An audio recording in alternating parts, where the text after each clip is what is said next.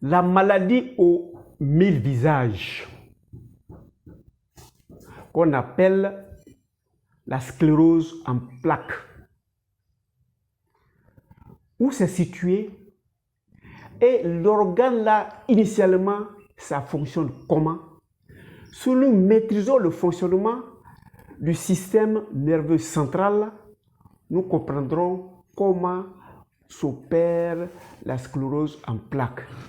Et nous comprendrons pourquoi c'est une maladie aux 1000 visages et ça va nous faciliter la méthodologie de l'éviter au maximum possible.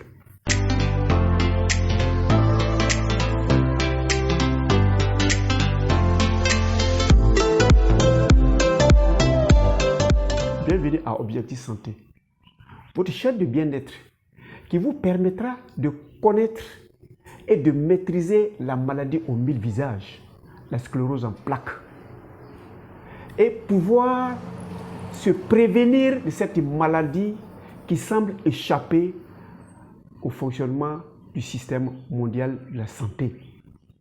Je suis docteur en nature. Je m'aimerais vous faire découvrir la médecine de la santé. Si vous l'appliquez, vous pouvez vous éloigner le maximum possible de ce genre de maladie aux 1000 visages et dont le traitement crée beaucoup de fil à retordre au monde médical. Alors, le système nerveux central, comment il fonctionne exactement? Je dis que le système central regroupe notre cerveau et au niveau de notre colonne vertébrale, il y a une moelle épinière à l'intérieur de cet os qui est reliée au cerveau. Et c'est notre service d'électricité qui permet de faire passer toutes les informations du cerveau vers les autres parties de l'organe. Et la transmission se fait du cerveau vers la moelle épinière par un fil qu'on appelle la cellule nerveuse ou bien neurone. Donc cette cellule nerveuse a le même fonctionnement que ce fil-là. La cellule nerveuse a une tête, on a une tête. La partie jaune, c'est ce que nous on a ici, comme la gaine noire de notre fil. Et la partie qui est cachée à l'intérieur, que nous n'allons pas voir, on l'appelle l'axone. Voilà l'axone. Donc voilà les trois parties qui existent. Alors, je viens de le couper. Voilà, si je fais comme ça, qui existent dans le fil électrique, qui existe dans la cellule, notre neurone.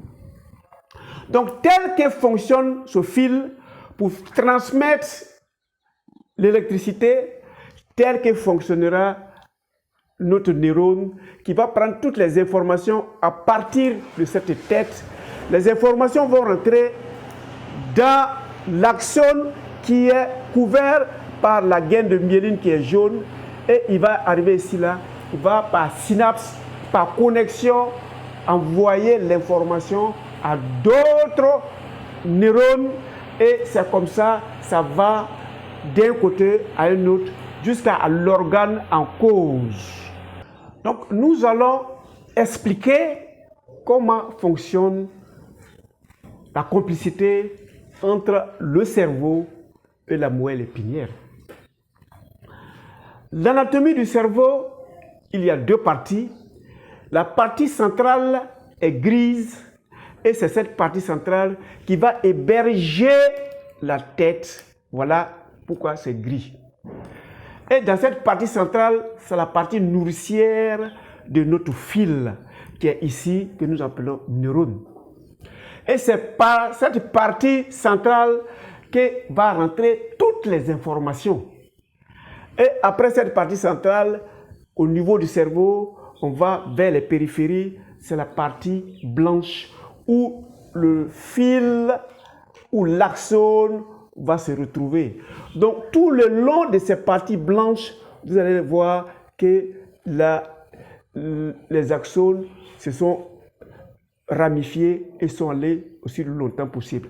Et le prolongement de l'axione est fonction de notre taille, de nos études.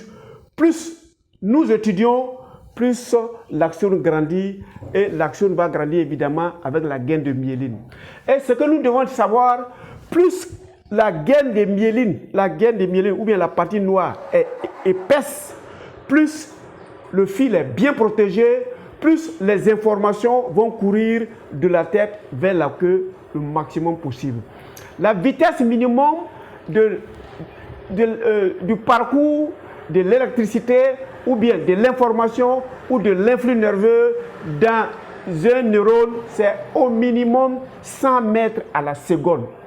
C'est pour cela, à l'instant même où je décide de descendre le bras, je vais le descendre parce que l'information depuis ma tête est arrivée au bras et le muscle va s'exécuter et puis je vais descendre le bras. Donc de là à là, il y a 50 mètres à la seconde l'information. Donc plus la gaine de myéline, plus la gaine est grande, plus le jeune est grand, plus la personne a une capacité de réaction très courte. Donc plus tu l'as, plus ça avance. Donc il va descendre jusqu'à là et il va envoyer les informations. Deuxième élément que nous devons maîtriser, c'est qu'il faut entretenir le système électrique tel que vous entretenez l'électricité chez vous, tel que l'organisme lui-même entretient. Et la nature a tellement bien fait qu'il y a des policiers, des gendarmes, des électriciens qui sont en train de se promener là. Et ces électriciens, nous les appelons les cellules immunitaires qui permettent à l'individu de se défendre. Donc, dans les cellules immunitaires, nous allons nous occuper plutôt aujourd'hui de l'électricien qu'on appelle le microglie. Donc, les cellules microgliales, eux, ils vont faire le tour où vous voyez la partie violette là, en train de sortir tous les déchets, toutes les saletés, toutes les cellules mortes, tous les microbes, ils vont les manger par phagocytose. Et pendant qu'ils sont en train de faire le nettoyage, s'ils réalisent que des fils ou bien des neurones sont endommagés, ils prennent le temps de réparer les neurones endommagés. Ce que nous devons retenir, qui est une particularité pour ces cellules-là ne se redoublent pas, ils ne font pas de mitose. Si vous êtes né avec 1 million de neurones, vous vivrez avec les 1 million de neurones. Si vous êtes né avec 10 milliards de neurones, vous allez vivre avec ces 10 milliards de neurones. Et ils vont atteindre généralement leur maturité à partir de 4 à 5 à 6 ans au maximum. Et donc, ils ont leur vitesse de croisière à partir de 6 ans. Plus vous étudiez, plus ils atteignent leur maturité et ils s'adaptent en fonction de vos besoins. Et ces cellules-là, une fois que c'est endommagé, les reconnecter est quasi impossible. Donc voilà pourquoi il faut faire en sorte à mieux les entretenir. Et ce que nous devons savoir, quand ces cellules-là vont, supposons qu'on arrive à les détruire, ils ne peuvent plus faire de mitose pour se rajeunir. Peut-être que les cellules qui n'ont pas encore atteint la maturité peuvent aller vers la maturité, mais ces cellules déjà endommagées, on ne peut plus les réparer. Donc les cellules microgliales sont là pour empêcher que la cellule arrive à un état de destruction ou c'est une situation de non-retour. Donc ces promènes là, ils sont aux aguets. Quand ils voient qu'une cellule un peu écorchée est lésée, ils s'arrangent à réparer. C'est le rôle de ces cellules qui sont en nous, on les appelle les microglies ou les cellules microgliales qui se promènent là pour le nettoyage de ceci-là. Comment se fait la transmission des messages depuis le cerveau? Nous avions fait, voilà, on a mis ici un contact. Et le contact va ordonner que l'ensemble des organes puissent se mettre en branle parce qu'il y aura une digestion. Et pendant la digestion, il y en a qui vont aller dans la vessie, il y en a qui vont... Donc, comme les cellules vont se servir pendant la nutrition, ça, on suppose que ça, c'est notre intestin. Et l'intestin a fait sa trajectoire jusqu'à ce qu'il vienne au niveau de l'anus. Ici, on a une vessie qui, pendant la digestion, ceux qui doivent aller dans les selles, iront dans les selles. Et on a mis un pénis Chez la femme, c'est un sexe contraire, mais les conséquences sont les mêmes choses, les développements sont les mêmes choses. Donc, on va appuyer ici le contact depuis le cerveau et on va réaliser que l'ensemble des organes va se mettre en branle. Donc, tape, on va aller. Voilà, on met le contact. Voilà, il met ce truc-là. Voilà. Donc, ça veut dire que depuis le cerveau, l'intestin est en train de travailler et le cerveau peut jouer sur le sphincter. Il peut, même tu as envie d'aller à la selle, le sphincter s'arrête parce que le cerveau a dit, je ne suis pas encore prêt à aller à la selle, je l'empêche de partir. Effectivement, pour qu'on aille en érection, pour qu'on puisse faire des rapports sexuels, l'ordre vient de la tête. Et l'intestin, effectivement, va faire son péritatisme, va faire sa digestion parce que c'est commandé depuis là-haut.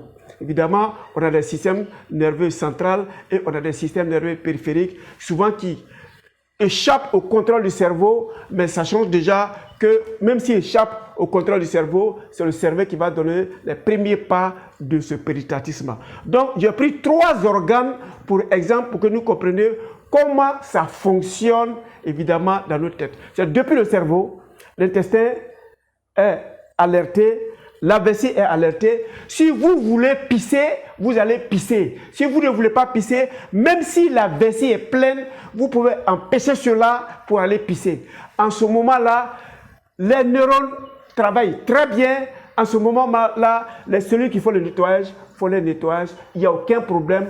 Voilà un homme orthonormé, un homme en état de parfaite santé.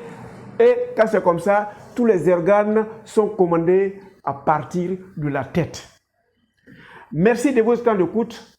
Cliquez pour ceux qui viennent d'arriver pour la première fois sur s'abonner et sur la cloche afin d'avoir les autres vidéos à venir.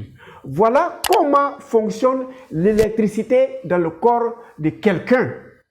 Alors, si l'électricité fonctionne comme ça et que chacun joue son rôle, mais d'où vient cette maladie à 1000 visages? Nous allons parler de cette maladie à 1000 visages à la 3e vidéo.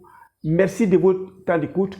Retenez que l'objectif de Docteur Nature, c'est votre santé, surtout votre compréhension du fonctionnement de votre corps aussi simplement possible.